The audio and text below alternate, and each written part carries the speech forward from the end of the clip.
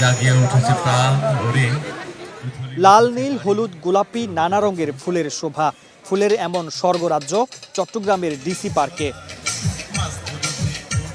২০ প্রজাতির বিদেশি ফুল সহ ১৪০ ধরনের ফুল নিয়ে শুক্রবার সকাল থেকে শুরু হয়েছে মাসব্যাপী ফুল উৎসব। অনুষ্ঠানের উদ্বোধন করেন জনপ্রশাসন মন্ত্রণালয়ের সিনিয়র সচিব। পর্যটন বিকাশে এমন উদ্যোগের প্রশংসা করেন তিনি।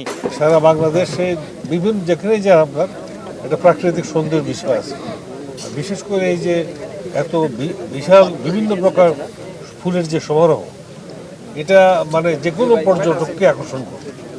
এবং আমি আশা করি যে আপনারা এখানে হয়তো সামাল দিতে পারবেন না এত পর্যটকের।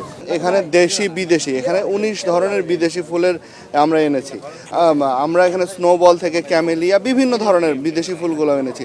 আমরা জানতে চাই যে আমাদের এখানে যারা ইয়াং জেনারেশন তারা আসবে, তারা ফুলগুলোকে চিনবে। উদ্বোধনের দিনই দর্শনার্থীদের পদচারণায় মুখর হয়ে ওঠে ডিসি পার্ক। পরিবার পরিজন বন্ধু বান্ধব নিয়ে রঙের উৎসবে মেতে ওঠেন শত শত মানুষ। কেউ ছবি তুলছে, কেউ বা ভিডিও করে রাখছে ফুলের দৃশ্য।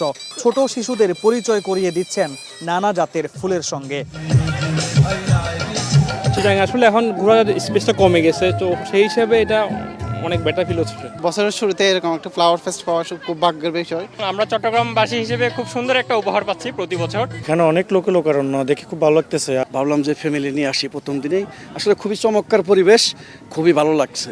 অনেক বিশাল জায়গা নিয়ে আয়োজন, খুব সুন্দর গোছানো। সারাউন্ডিং এনভায়রনমেন্ট, সাজানো, এগুলো সবই অনেক সুন্দর লাগছে। পর্যটক যারা আসে না কেন তাদেরকে একটাই মেসেজ দেবো, আপনারা এই পার্কের ফুল কখনো ছিঁড়বেন না, কারণ পরিবেশ নষ্ট করবেন না।